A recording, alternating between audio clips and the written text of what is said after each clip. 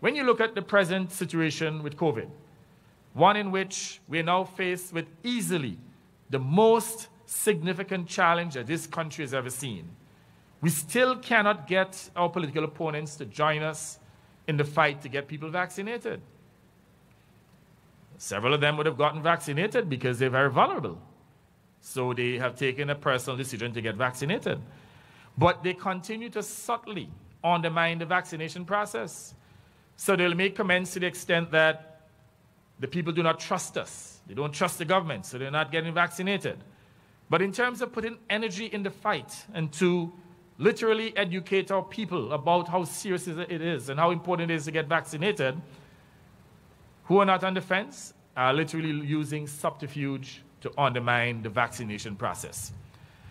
But before I close this evening, I want to make a final appeal to you this evening on the issue of vaccinations. And I want you to understand the consequences of us not achieving herd immunity. I want you to understand that if the vaccination process continues to move at slow pace, and within the next several weeks we do not achieve herd immunity, that we will be exposing this country to perhaps a third and more deadly wave of COVID.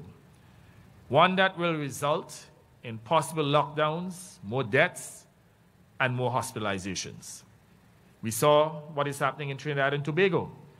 Just today, Trinidad had over 600 COVID cases, new COVID cases in a single day, and 23 deaths.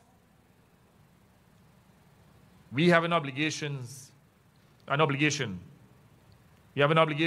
as leaders of this great institution and this administration to educate our people about potential consequences. The government is struggling to meet its obligations. And the more this situation protracts, not only you'll have significant hospitalizations and deaths, but there will come a time when the government will not be able to meet certain obligations, including the payment of salaries and wages. And for some reason, our people seem not to be connecting the dots. And when we make these statements a fact to educate the public about consequences, our political opponents, they spin what we say and suggest that we are threatening people's pay as well as their pensions. We're telling you what the consequences are likely to be. On a daily basis, I get a report of the revenue intake, and I can tell you that the revenue intake for May, in essence, will be the worst for this year, and getting worse. So if we don't achieve herd immunity to restore normalcy and to get tourism revenues up, we will have a serious problem. We have an obligation to let you know and to ask you to get vaccinated. And I'm hoping that each of you here and every single person in this country who would have gotten vaccinated so far, I want each of you to undertake to take at least one person, one unvaccinated person to get vaccinated. That's all I'm asking of you. If it's a family member or friend, I'm asking each of you to convince at least a single person. And if we're able to achieve that, we should get up to about 60%, which takes us closer to achieving herd immunity.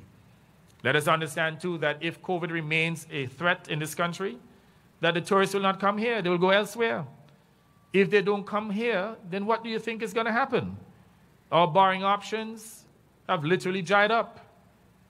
We are now at the mercy of restoring normalcy as soon as possible, failing which there will be dire consequences. That is the reality. And this is not just only for Antigua and Barbuda, but I'm of the view that we are in a position to provide leadership in this region. And I do not understand what is happening with our people. Ordinarily, Antiguans and Barbudans are known to be very proactive and empathetic people. Don't we care about ourselves? Don't we care about our own health, the health of our children, the health of our neighbors?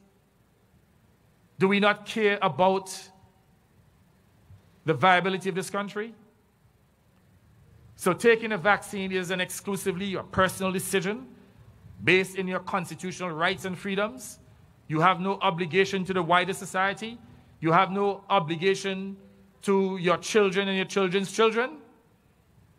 And you know the irony about it? I have observed that practically all of the Caucasians in this country, they've gotten vaccinated. Most of the CARICOM nationals, they've gotten vaccinated. What is it about us as indigenous Antiguans and Barbudans that make us so stubborn that we are literally putting our own development, our health, and certainly the health of our loved ones at risk? And I observe globally as well that the Caucasians in the developed countries, most of them have achieved vaccination rates of about 65%. They're trying to incentivize that additional 10%.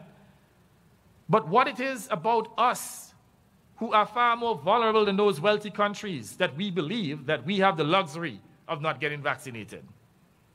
And I understand that there may have been some concerns about the side effects of the vaccinations, but it's well proven that the side effects are minimal.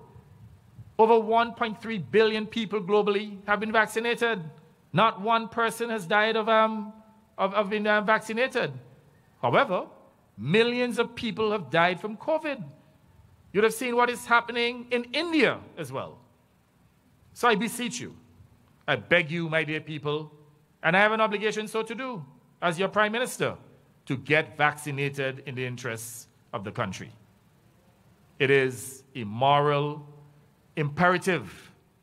It is a social imperative, an economic imperative that each person, unless you have some underlying health condition or medical condition that prevents you from being vaccinated, you have an obligation so to do, so that we can restore normalcy, restore our economy, and certainly to put our people back to work. I hear people who at home, hotel workers, who are arguing that they should not be vaccinated or they will not get vaccinated. There are people on the front lines exposed to individuals coming to this country who could even have one of those deadly strains, the Indian strain, the South African strain, and they're taking a position that they do not wish to get vaccinated. How could that be when you're at great risk? What about if you contract the virus? What about if eventually we get one of those deadly strains and it literally spreads throughout the community? You'll be putting the entire community at risk. Let me get back to the subject at hand, but I felt it was important for me to address this issue because it's the most significant threat facing the people of this country. And I know that Celeste would want me to address that issue, to stand up like a leader, to stand up without fear or favor, and to speak truth to power, and to let the people know what the risks are, and to encourage you to get vaccinated in the public interest.